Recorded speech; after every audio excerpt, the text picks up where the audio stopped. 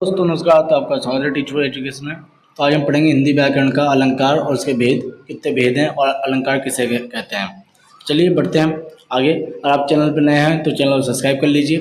अब अलंकार क्या है? वह अलंकार का अर्थ है श्रृंगार, सौंदर्य बढ़ाने वाला। यानी ऐसी चीज़ें जो शब्दों की श्रृंगार कर दे, सौंदर्य बढ़ा दे, खूबसूरती बढ़ा दे, उसे कहते हैं अलंकार। अलंकार के मुख्य दो भेद होते हैं, एक होता है शब्द अलंकार, एक होता है अर्थ अलंकार। वह शब्द अलंकार क्या है भाई? जब भाषा की शोभा, शब्दों की सुंदरता, ध्वनि, तुक या फिर आवृत्ति से बढ़ती है तो वह शब्द अलंकार कहलाता है।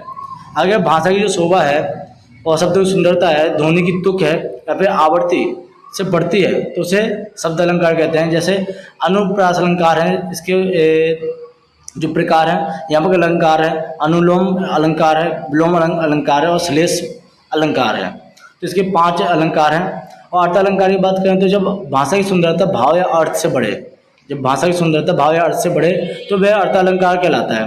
ठीक है। अब इसके मुख्य प्रकार की बात करें तो इसमें इसके 6 प्रकार हैं: उपमा अलंकार, रूपक अलंकार, उत्प्रेक्षा अलंकार, मानवीकरण अलंकार और अतिशयोक्ति अलंकार और श्लेष अलंकार। ठीक है। इसके 6 भेद हैं, उसके 5। अब इन सब भेदों के बारे में विस्तार से पढ़ें। तो पहला तो अनुप्रास अलंकार। भाई जब एक ही अक्षर या ध्वनि को बार बार पुनरावृत्ति की जाए, मतलब बार बार दोहराया जाए, तो उसे कहते हैं अनुप्रास अलंकार। जब छोटी छोटी छाव चित्राई, छोटे छोटे फूल खिल गए। अब छाव बार बार आ रहा है, छोटी छोटी में, छाव में, चित्राई में, छोटे छोटे में। जब एक ही अक्षर बार बार रिपीट होता है तो वह अनुप्रास अलंकार कहलाता है। ठीक है। जहाँ भी आपको ये दिखे वहाँ रिपीट होता हुआ वहाँ अनुप्रास अलंकार का उदाहरण मिल जाएगा। जैसे वो उदाहरण देख सकते हो आप: चारू चंद्र की चंचल किरणें खिल रही थी जल थल में। तो यहाँ चाचा रिपीट हो रहा है। रिजी रिजी रहसी रहसी हंसी हंसी उठे। अब यहाँ रा रिपीट हो रहा है। ठीक है। तो ये क्या अनुप्रास अलंकार का उदाहरण। अगला है यमक अलंकार। जब एक ही शब्द का एक ही पंक्ति में या पास पास बार बार प्रयोग हो लेकिन अलग अलग अर्थ हो, मतलब एक ही शब्द बार बार आए लेकिन उसकी मीनिंग हर बार अलग हो। जैसे राम न सुखदाई है, राम सबके काम है।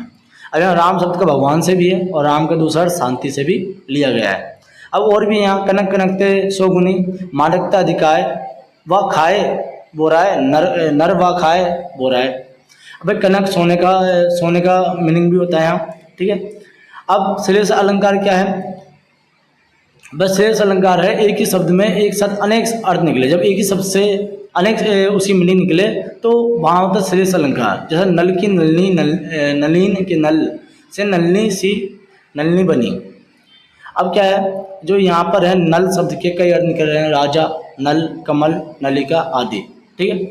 और उदाहरण दे सकते हो: रहीमन पानी रखिए, बिन पानी सब सून, पानी गए नाम उभरे मोती मानस चून। तो ये भी क्या किसका उदाहरण है? श्लेष अलंकार का उदाहरण है। अगला है अनुलोम विलोम अलंकार। बस आपके सिलेबस में नहीं होता ये, फिर आप देख लीजिए। जब शब्दों के क्रम में नया सौंदर्य बन जाए। ठीक है। जैसे रघुकुल रीति सदा चली आई, प्राण न जाए पर वचन न जाए। तो शब्दों में सीधा सरल क्रम है, अनुलोम उलटकर भी और अर्थ सही निकले तो वो विलोम है। उपमा अलंकार क्या है भाई? जब किसी व्यक्ति या वस्तु की तुलना किसी दूसरे व्यक्ति या वस्तु से की जाए तो वहाँ पर उपमा अलंकार होता है। जैसे वह सिंह समान वीर। ठीक है। वो कैसा है? शेर की तरह वीर है, मतलब किसी की तुलना किसी से कर दी जाए। ठीक है। सा गंभीर हृदय, उसका हृदय कैसा? गंभीर है। सागर सा गंभीर हृदय, उसका हृदय सागर की तरह गंभीर है। गिरी सा ऊंचा है हो जिसका मन, मन कैसा है भाई? पर्वत के जैसा ऊंचा है। ठीक है। उपमा अलंकार कहलाता है, तुलना, इससे तुलना होती है। और रूपक अलंकार में क्या है भाई? किसी की तरह मान लिया जाए।